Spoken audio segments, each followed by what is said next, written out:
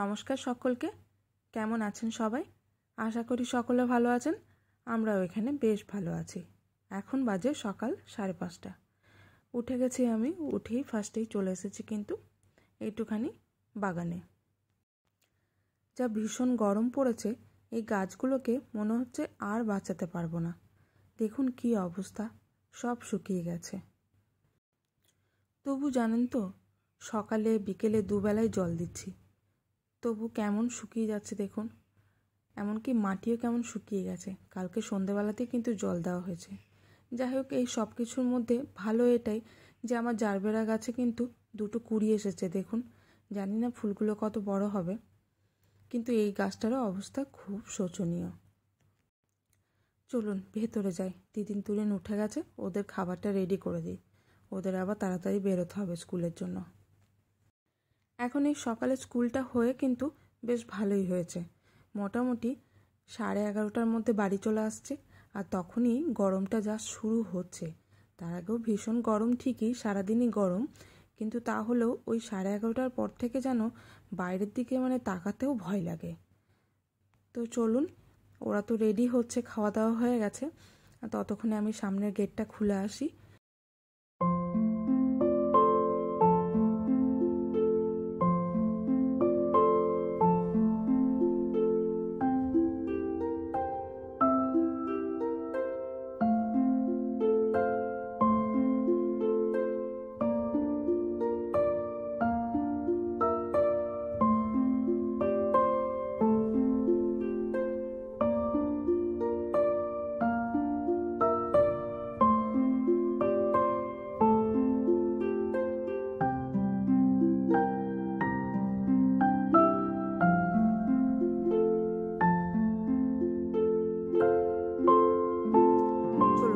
School বেরিয়ে গেছে, এবার আমি বাড়ির ভেতরে যাই। দেখুন গোলাপ গাছগুলোর অবস্থা দেখুন, কি অবস্থা হয়েছে, শুকিয়ে কাঠ একেবারে। কেন যে এরকম হচ্ছে ঠিক বুঝতে পারছি না। মাটি যে খুব একটা শুকনো তা নয়, কিন্তু আসলে কাল সকালে অনেক জল দেওয়া হয়েছিল বলে সন্ধেবেলায় আর জলটা দিইনি, তাই জন্য দেখুন কেমন শুকিয়ে গেছে। আর পাতাগুলোও কিন্তু খুব বাজেভাবে শুকিয়ে যাচ্ছে। জানি না এই গরমে আমি এই গাছগুলোকে বাঁচিয়ে রাখতে পারবো কিনা। তবে এই দিকের গাছগুলো কিন্তু বেশ সুন্দর হচ্ছে। যত গরম পড়ছে তত বেশি ফুল ফুটছে, তত বেশি সবুজ হচ্ছে, খুব সুন্দর হচ্ছে। কিন্তু গোলাপ গাছগুলোর যে কী অবস্থা কি জানি। তো যাই হোক, গাছদের অবস্থা, আমাদেরকে আমাদের কাজ তো করতে হবে। ভেতরে যাই। আজ সকাল থেকে খুব জানেন চা খেতে ইচ্ছা করছে। নর্মালি তো সকালবেলায় চা খুব একটা খাওয়া হয় না, বাট আজকে কিন্তু আমার খুব চা খেতে হচ্ছে। আবার র চা নয়, দুধ চা। তো যাই হোক, ইচ্ছে যখন করছে তখন করেই নিলাম 1 কাপ চা। আমি যখন চা বানাচ্ছিলাম তখন বিরূপ অফিস বেরিয়ে গেল। ওই যে ওর জন্য একটুখানি জুস বানিয়ে দিয়েছিলাম, সেটা খেয়েই ও বেরিয়ে গেছে। আর বাকি যে তরমুজটা আছে সেই পুরোটা জুস বানিয়ে আমি ফ্রিজে রেখে দেবো। তিতিন তুরিন স্কুল থেকে ফিরলেই ওদের জন্য ঠান্ডা ঠান্ডা জুস কিন্তু একদম রেডি থাকবে।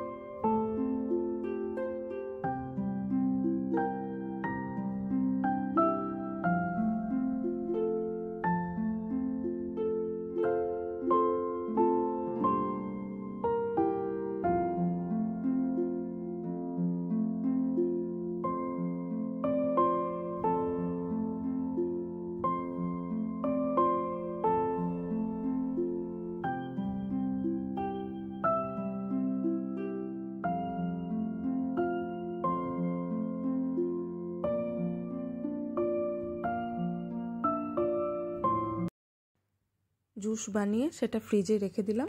তারপরে চলে গেছিলাম ফ্রেশ হয়ে পুজো করার জন্য। পুজো টুজো করে নিয়ে তারপর আমি এখানে এসেছি, একটুখানি প্রাণায়াম করে নিচ্ছি। আজ খুব একটা বেশি ভারী এক্সারসাইজ করব না, কারণ আমার ডান দিকের কাঁধে না একটুখানি ব্যথা হয়ে গেছে, তো সেই কারণে শুধু প্রাণায়ামই করলাম। তো যাই হোক, প্রাণায়াম করে আমি সোজা চলে এসেছি কিচেনে। আজ একটুখানি বানাবো ফ্রুট কাস্টার্ড। তো কাস্টার্ডটা এখন বানিয়ে রেখে দিচ্ছি, কারণ ওটাকে ফ্রিজে রেখে ঠান্ডা করতে হবে, তারপর ফলগুলো মেশানো হবে। তো সেটা বানিয়ে রেখে দিই এখন, তারপরে গিয়ে আমি আমার রান্না শুরু করব। আর আজ লাঞ্চে বানাবো শুক্তো। শুক্তো খেতে আমি ভীষণ ভালোবাসি, কিন্তু তিতিন তুরিন খুব একটা বেশি শুক্তো খেতে চায় না, যেহেতু একটু উচ্ছে দেওয়া হয় ওটার মধ্যে। তো সেই কারণে করাটাও খুব একটা হয় না। কিন্তু এখন এই গরমকালে শুক্তো কিন্তু বেশ ভালোই লাগে, আমার তো ভীষণ প্রিয়। তো তাই জন্য আজ ভাবলাম ওদের পছন্দ না হলেও আমি আজকে আমার নিজের জন্য বানাবোই। আর শুক্তোর জন্য একটা স্পেশাল মশলা আমার মা কিন্তু বানিয়ে রাখে বাড়িতে। তো সেই মশলাটাই আমি এখন এখানে বানিয়ে নিচ্ছি প্রথমে, তারপরে গিয়ে শুক্তোটা করব। আর এই মশলাটা বানানোর জন্য আমি এখানে নিয়ে নিয়েছি 1 চামচ 5 ফোড়ন, আর হাফ চামচ মতো সর্ষে, গোটা সর্ষে, আর তার সঙ্গে 1.5 চামচ মতো গোটা পোস্ত, আর তার সঙ্গে হাফ চামচেরও কম একটু রাঁধুনি। এগুলোকে শুকনো খোলায় ভালো করে ভেজে নেব, তারপরে সেটাকে গুঁড়িয়ে রেখে দেবো সাইডে। আর এদিকে আমি সব সবজিগুলো কেটে নিচ্ছি। এবার ভালো করে সবজিগুলো একে একে ভেজে নেব, আর তারপরে আদা জিরে বাটা দিয়ে আমি পুরো রান্নাটাই করে নেব। আর এর যে স্পেশাল মশলাটা আমি বানিয়ে রাখলাম সেটা কিন্তু দেব একদম শেষে, যে সময় পুরো রান্নাটা শেষ হয়ে যাবে, গ্যাস বন্ধ হওয়ার জাস্ট কিছুক্ষণ আগেই দিয়ে নেব।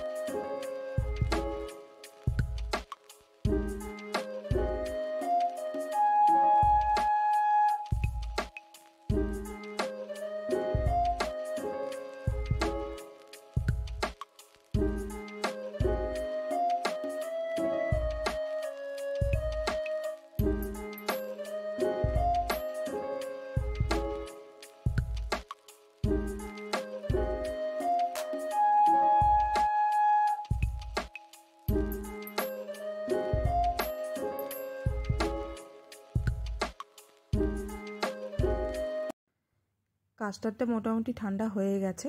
এবার একটা বাটির মধ্যে ঢেলে এটাকে আমি ফ্রিজে রেখে দেবো। অবশ্যই এর আগে একটুখানি ফলও মিশিয়ে নেবো, তারপরে ফ্রিজে রাখবো। তারপর যখন ওরা লাঞ্চের পরে খাবে তখন বের করব।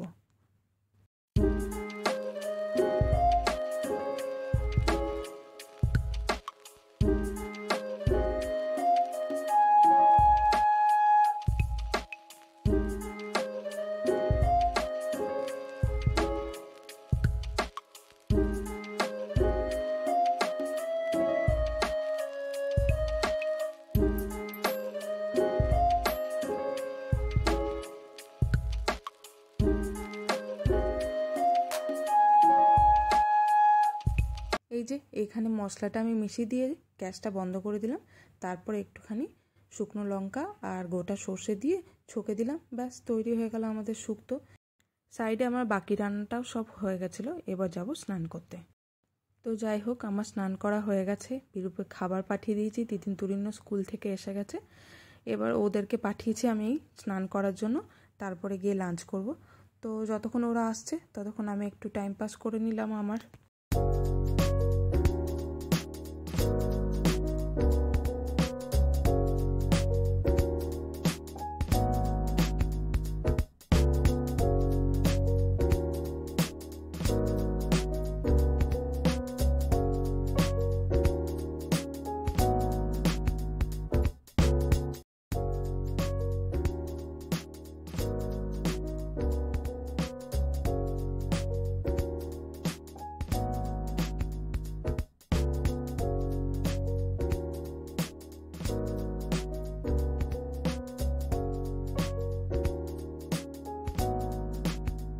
দুপুরে খাওয়া দাওয়া হয়ে গেছে, আর আজকে দিনটা এইভাবেই আমি কাটালাম। আর আমি আজকের ব্লগটা এখানেই শেষ করছি। যদি আমার ব্লগ আপনাদের ভালো লাগে প্লিজ লাইক করবেন, শেয়ার করবেন আর সাবস্ক্রাইব করে আমার পাশে থাকবেন। আর যারা আমার চ্যানেলে নতুন প্লিজ তারা আমার চ্যানেলটাকে সাবস্ক্রাইব করে নেবেন। তাহলে আজকের মতো এটুকুই, আবার দেখা হবে নেক্সট ব্লগে।